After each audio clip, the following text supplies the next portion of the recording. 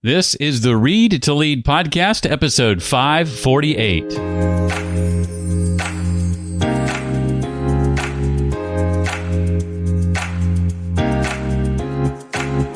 Hi, I'm Skip Pritchard, author of The Book of Mistakes, 9 Secrets to Creating a Successful Future. Whatever you do, don't make the mistake of missing an episode of this. It's the Read to Lead podcast with my friend, Jeff Brown. AI isn't merely a catalyst for economic productivity, but a means to elevate the human spirit, envisioning a future where technology amplifies our most human qualities. AI grants us the space, time, and mental freedom to explore the most critical questions of our existence.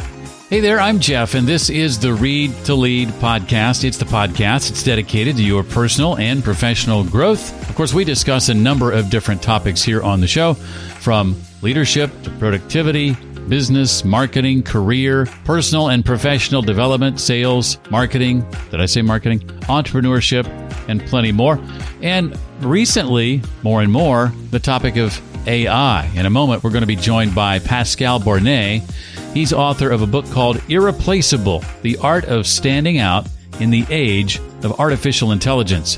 I'll be asking Pascal to share about why he is critical of a lot of the hype surrounding AI and some of the more common myths associated with the technology. His thoughts on how AI will affect the future of work, and based on what I've read in his book, I think you'll be surprised there.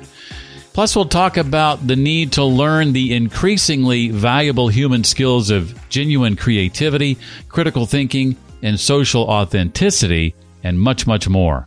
Speaking of AI, in the Read to Lead community online, we'll be meeting on Thursday of this week to talk about a couple of tools that I use and how I use them. In fact, some specific use cases for 2 tools in particular. Those tools are Perplexity and Google's Notebook LM. If AI and or the use of those kinds of tools holds interest for you, you'll want to be sure to join us for our live session on Thursday starting at 3 p.m. Eastern Time. To make sure you receive your invitation, go to jeffbrown.me and become a Read to Lead Plus member. It's just $9 a month. That's jeffbrown.me. Oh, by the way, you get a free 2-week trial, so technically you can attend this week and also our session next week for free. And if you decide you want to leave after that, that's up to you. It costs you nothing, but if you stick around, it's just, again, $9 a month. One more time, that's jeffbrown.me. Pascal Bornet is a globally recognized expert, author, and keynote speaker in the fields of artificial intelligence and automation. With over 20 years of experience as a senior executive at McKinsey and EY, he has led the development of intelligent automation practices and spearheaded AI initiatives for organizations around the world.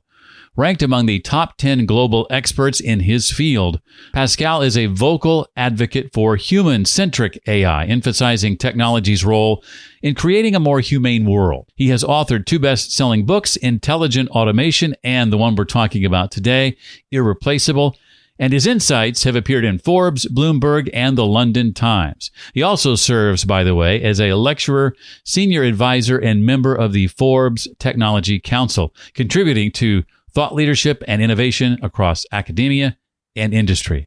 Well, Pascal, I'm excited to talk to you about this topic. It is one that is near and dear to me and my heart and to a lot of people who listen to this podcast. And so I appreciate you taking the time. I appreciate you writing this book. I think it is much needed. So welcome. Thanks a lot, Jeff. Well, right off the bat, you challenge some common misconceptions, some myths. There's a lot of hype around AI, especially since the release of ChatGPT less than 2 years ago, and kind of bringing chatbots to the masses, I guess. And now there's Claude and there's Gemini and there's all these other tools, Notebook LM.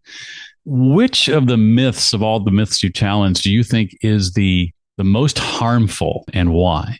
I will talk about 2 of them. One is about, those robots destroying the world. Right. And why is it harmful? Because it's just playing on our fears. That's normal for us humans. We are all scared by the unknown. This is what has saved us for millions of years from being eaten by wolves or lions. So that's normal that we are scared about it. And but we should go beyond that. And definitely as I explained in the book, it's about embracing AI so that it becomes our ally instead of our competitor. That's the key point here. A second one that I think is harming, but in the right way.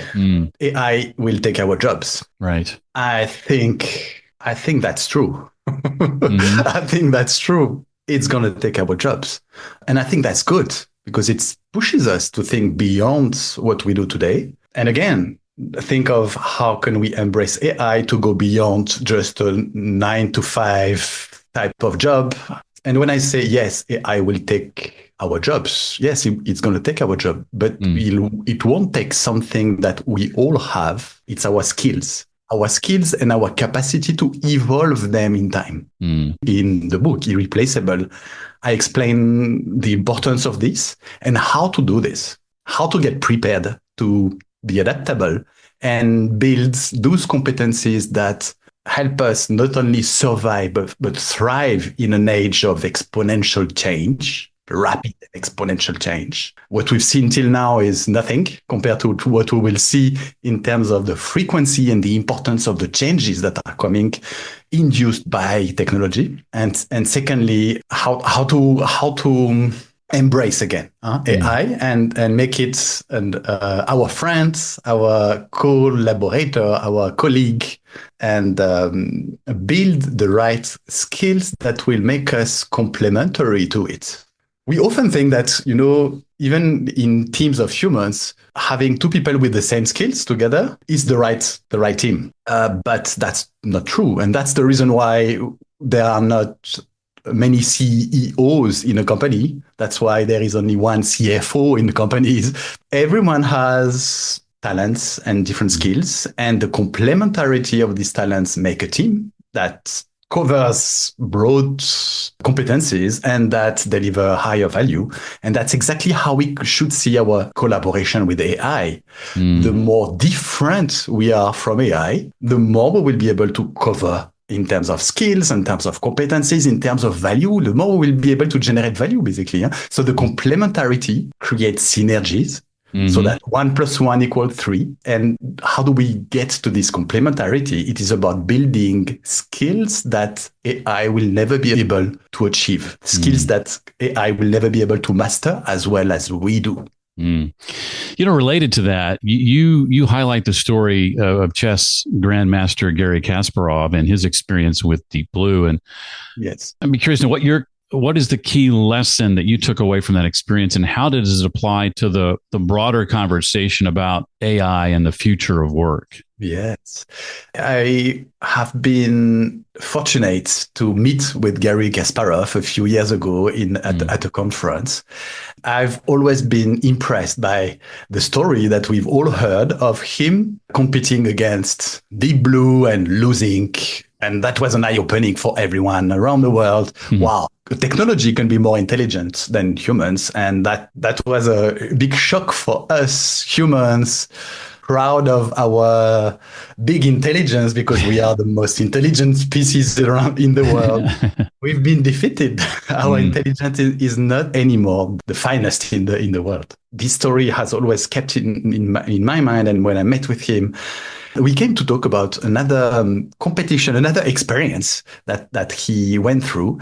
And it was a competition of AI against humans. There were different teams competing on a chess competition. And the outcome of this competition was that the teams of humans were less good than the teams of AI. Okay, so AI was definitely better than humans. But what was very surprising is that the winners were a combination of humans and AI. So that was really a big eye-opener for me. And he went further. He said, not only this was a hybrid team of AI and humans, but those humans were not specifically very good chess players. And those AI were not specifically the best AIs. Okay, but the combination of both created synergies. And that's a great illustration of the synergy point that I was mentioning before, where machine plus humans, where they bring different strengths and weaknesses to the table, where those weaknesses are offset by the strengths of the other. create something that is unique and that is highest, higher than any of the components, the clear definition of a synergy. There's a chapter called Leveraging the Humics to build skills, humics being genuine creativity, critical thinking, and social authenticity, as I recall. How can we identify which skills are most valuable in our specific field, considering the rapid pace of change that's driven by AI? I mean, very good question and very good transition. So basically, we've talked about building a complementarity with AI till now and a synergy with AI by bringing competencies that are specific to human and AI bringing competencies specific to AI so that both of them don't offset each other, but complement each other. What are those competencies that are those skills, those abilities that we should bring as humans to be complementary to AI? Basically, what are those abilities that AI will never be able to master as well as we do as humans? Out of my research, those are 3 humics, a short term for uniquely human abilities. Those 3 humics are, as you mentioned, so we have genuine creativity, critical thinking, and social authenticity. So basically, we're talking about creativity, the judgments, critical thinking, and the capacity to connect with others. Those 3 abilities, I've had a lot of debates with other experts in technology where they would say, and I completely understand, why do you say creativity is uniquely human ability where we see ChatGPT and other large language models being very creative? They create poems, they create stories, they invent things for us. So basically, the creativity that comes from AI is very different from ours as humans because ours bring what we call novelty, which is something that is completely unique. We don't combine existing components as AI does. AI can only work on the data that it has been trained on. So it's going to combine anything that is existing already. But we as humans can bring something completely new, what we call novelty. And these completely new things are coming from many things that are unique to humans, like our personalities, our life stories. We've all been kids and we've all grown up. We've had stories during these lives and they are unique to each individual. And when we create, we bring them into life. We also have emotions, and emotions are unique to humans. And love especially is a specific one. So when we create things that are new, okay, and that we create things from scratch that technology can't do. So this is for creativity. You might also tell me, okay, but critical thinking. We can see those large language models, ChatGPT and others, and Claude, for example, being very good at analyzing, at coming out with solutions. So critical thinking and analysis seems part of what they do better than us. So yes, definitely, they analyze better and they process better data than we do. They are better at analytics, at combining data and getting insights from this data. But a few things they don't have and that they will never have, for example, is judgment. Also, something that we need to teach ourselves and to teach our kids is, and one of the best practices in using those large language models is about questioning, criticizing the outcome that they give to us. Okay, we shouldn't take for granted what they dictate to us. And we might talk later about AI obesity. So another key theme that is coming out of the book, where AI obesity is typically accepting whatever comes from those systems without even questioning them or without even bringing our human touch to that. And another key component of critical thinking is about the rules of the world. We don't want anything that is around ethics. We don't want any technology, anything except humans to give the rules of the human world. What is good, what is bad? This is something that we humans should decide on, okay? And we never want human ethics to be decided by something else than humans. So that's about critical thinking. And social authenticity is based on a key fact. no one else than a human can understand and interact better than another human because we are both humans and we can understand better each other.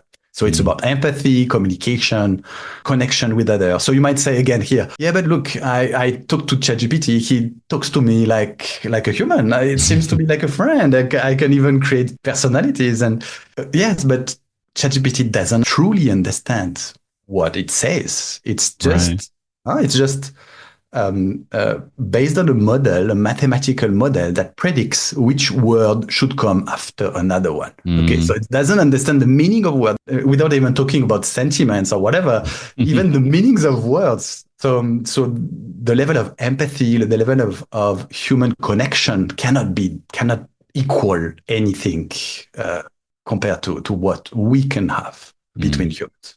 I want to shift from the conceptual to the practical for a bit. I think many people feel overwhelmed by the vastness of the AI landscape. I was talking with a CEO the other day, and we were having this very conversation, just all that is out there and what they're not using versus what they could be using, how they're leveraging AI, how they're not leveraging AI. What advice would you give to someone who wants to improve their AI literacy, but maybe isn't sure where to even start?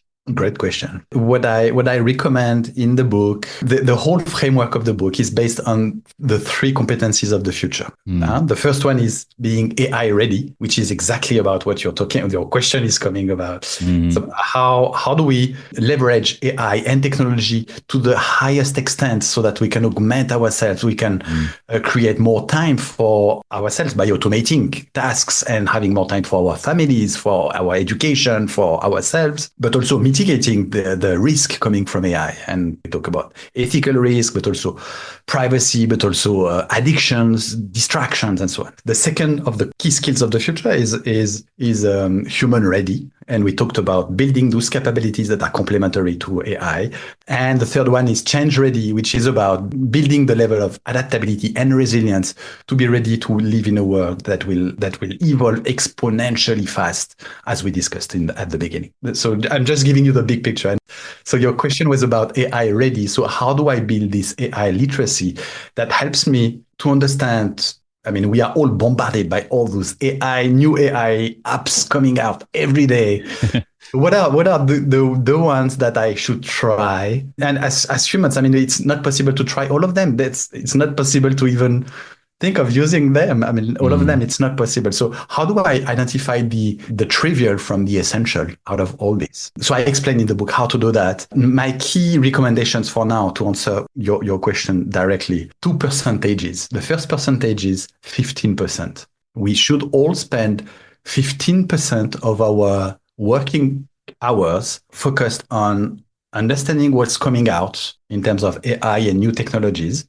What are the new possibilities that are coming out from this, so the new opportunities, which ones we should try or not, okay, spending time trying this, I mean, understanding this, but also understanding the limits and the dangers of those new systems that are coming out. So this AI literacy, where you spend 15% of your time doing this, it's not about learning how to code or to program, but it's really about learning how to investigate and watch out and identify what is important, what is not important for me. I mean, all of this should have one purpose, one goal, which is, what am I passionate about? What is my work? What do I want to accomplish? And what is my situation, family situation or life situation? So basically, all the use that I do of AI should converge into serving my goals. So that's the first question, and I explain this in the book. So AI literacy, you give yourself the capability to build this by spending 15%, reserving 15% of your time to this. And this is important for us, but also for our team members. So we should give them this time. That's very important. And secondly, the second percentage is 30%. 30% is the amount of depth at which we should go in the knowledge of one specific topic. For example, blockchain. How much of blockchain should I know? Should I know how to mine blockchains? You know, I mean, really literally going into the detail of it? No, just knowing 30% of a topic is enough to be literate in a topic, to be proficient in a topic. And this 30% rule is coming from language, basically. So based on research, people who can master 30% of a language are proficient in this language, meaning they can manage. Okay. So don't need to go to the 100%.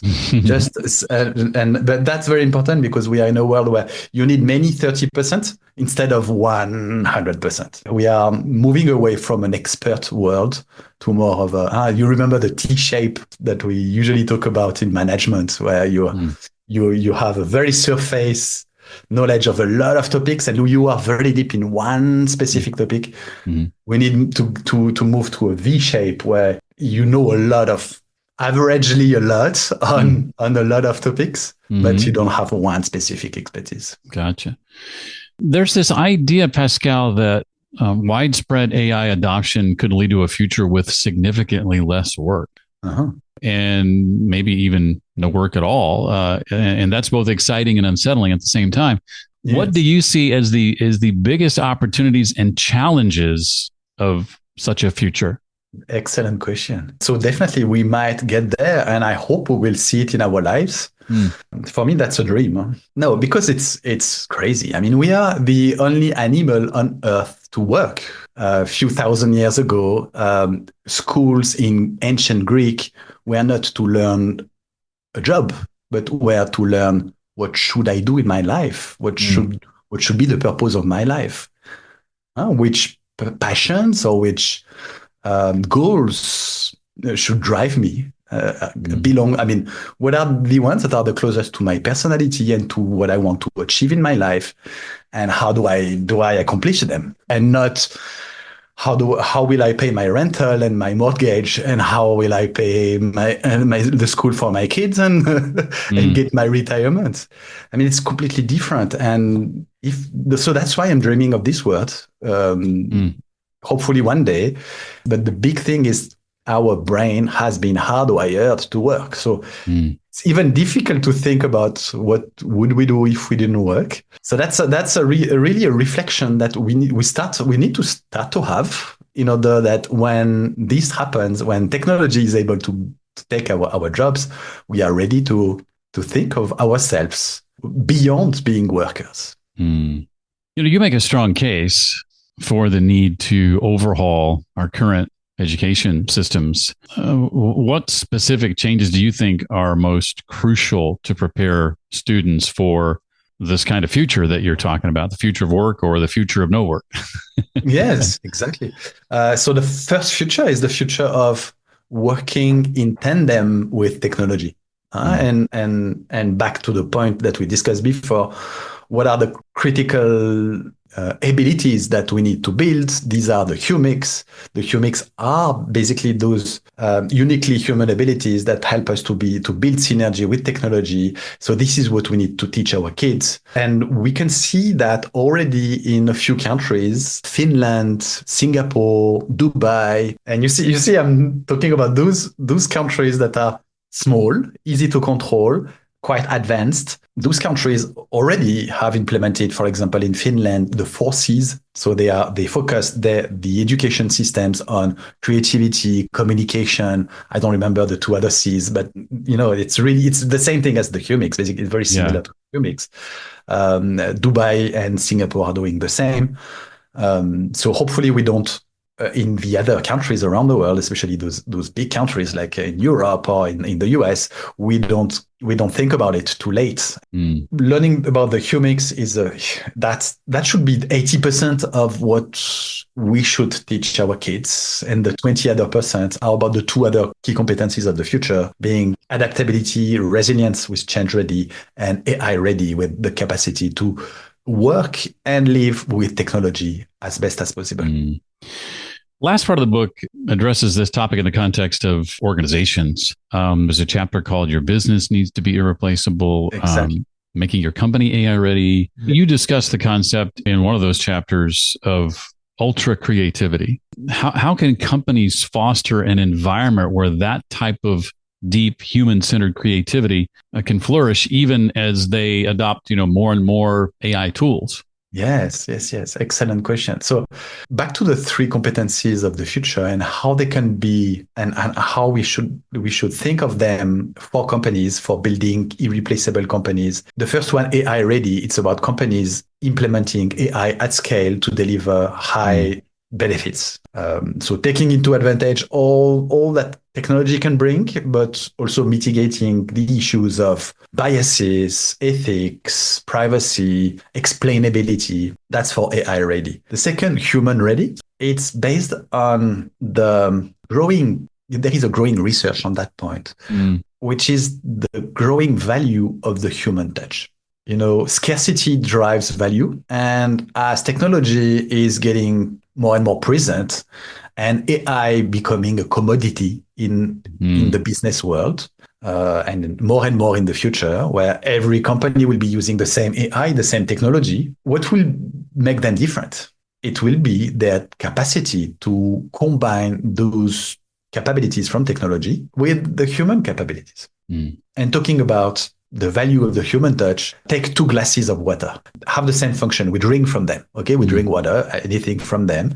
They are made of the same material and they have the same use, but their prices are completely different. One is made by a machine and you can buy hundreds, thousands of them from IKEA. So at $10, even less than $10. And the other one has been blown by hand by a craftsman. It is special. It's more than $100 for one glass. A lot of people buy it. Why a lot of people buy it? Because when you buy this glass, it's not only the glass that you buy also the expertise, the experience, the emotions that are put in this glass by this artist, I would say, craftsman. And that's exactly the same analogy with any process in a company. For example, a creative process, to get to your question. In an AI obesity view, creative people could be satisfied with the shallow creativity of an AI that gives them, for example, image for a book cover. And they would be satisfied with that. And they would, just after writing their prompt, getting it from the AI, send it to the publisher. That's AI obesity. And that's people who are ready to be replaced because they don't bring anything. Right. And that's also companies who are not willing to differentiate. They just satisfy themselves with efficient, low cost type of outcomes. Companies should help their people review their job roles and how they interact with AI, so that someone who's building creatively a new book cover will know that, first of all, this person needs to brainstorm with AI, meaning giving some inspiration of thinking of these colors, of this feeling, of this, collecting all these. So that's a work, first of all, that is coming from us. It's what do I want? Okay. And collecting all that represents what do I want? Giving all this to the AI, asking the AI, give me some options. The AI giving 20 options maybe, and us going through those options and identifying the 2-3 ones that we prefer, and then iterating with back and forth with the AI on each of those 2-3 options. I want this to be a little bit more like that. It's really fine tuning with it. And when comes the time of finalizing the work, taking the work, humanizing it, putting in the ethics and judgments and nuanced human aspects that AI will never understand, and getting to a final outcome. So that's, as you see, helping workers to review the way they work with technology, so that they work in tandem and they collaborate, and they don't satisfy themselves with the shallow, replaceable outcome that is coming from AI right away. Well, as we wrap up, Pascal, what have I not asked you about that you want to make sure people know and take away from this conversation and the book? Thank you. Thanks for asking this question. So I think we've discussed about the 3 competencies of the future. We've discussed about their application for people, their application and especially their importance in education. And we've discussed also how they are critical for companies. So I think we covered really the key topics here. We've talked about AI obesity, and you can learn more in the book. And maybe something that we haven't touched upon is this book is the outcome of 20 plus years of my experience implementing AI for companies, as I used to work as a consultant for McKinsey and for EY in very different countries around the world. So I lived in many countries around the world, and I really worked for across industry and across functions, implementing those systems. And the outcome of those years of experience is that I've never seen such initiatives, AI initiatives, succeeding without putting the people in the center. Okay, with education, with change management, and with this book, Irreplaceable, I'm bringing it to the next level where I'm really thinking of what is the best future that we can build, where human plus AI build synergies and create the best world. So in this book, you'll see a lot of strategies, I really go down to what you can do on a daily basis to practice these skills and build them. It's practical, but it's just a book in the sense that you read it, you can come back to it, but I wanted also to bring it to another level. That's why I created a community and an academy. So it's a place where not only you can learn about those skills, but where you can practice them on a daily basis, where you can meet with other people in the community who are also practicing the same and with who you can exchange and build. I think a critical component of learning is about learning with others. It's a collaborative learning, and that's really when we exchange, where we can build together. We are social animals as humans, and that's critical in our learning path. So the last point that I wanted to share is it's not only a book with strategies and practical implementations, but also a community where you can meet with other people, minded like people as you, who are doing the same and sharing tips on how to use AI, how to be more resilient and adaptable, and how to build more creativity and connectivity with others and critical thinking. And what is the website for the community for folks who might want to check it out? Everything is on irreplaceable.ai. Irreplaceable.ai. That's the name of the book, Irreplaceable, The Art of Standing Out in the Age of Artificial Intelligence. And his name is Pascal Bornet. Pascal, thank you so much for your time today and for sharing with us all that you've learned about this topic the last 20 years. And I'm so thankful that you put much of it in a book. We really appreciate it. Thank you, Jeff. Thanks a lot for having me. Pascal's book is one of the most comprehensive books I have found on the topic of AI using specific tools, how to make the most of these tools, and basically how to ensure that you work alongside AI to ultimately enhance and amplify your skills. To dig into this episode more deeply or to connect with Pascal online, go to the show notes page for this episode. That's at readtoleadpodcast.com/548 for episode 548. And don't forget to try a Read to Lead Plus membership for free for the first 2 weeks when you go to jeffbrown.me right now. That'll get you into our Thursday session on how to use a couple of tools that I have gotten a lot of value of, Perplexity and Notebook LM specifically. One more time, that's jeffbrown.me. That'll do it for this week. Look forward to seeing you next time. Until then, remember, leaders read and readers lead.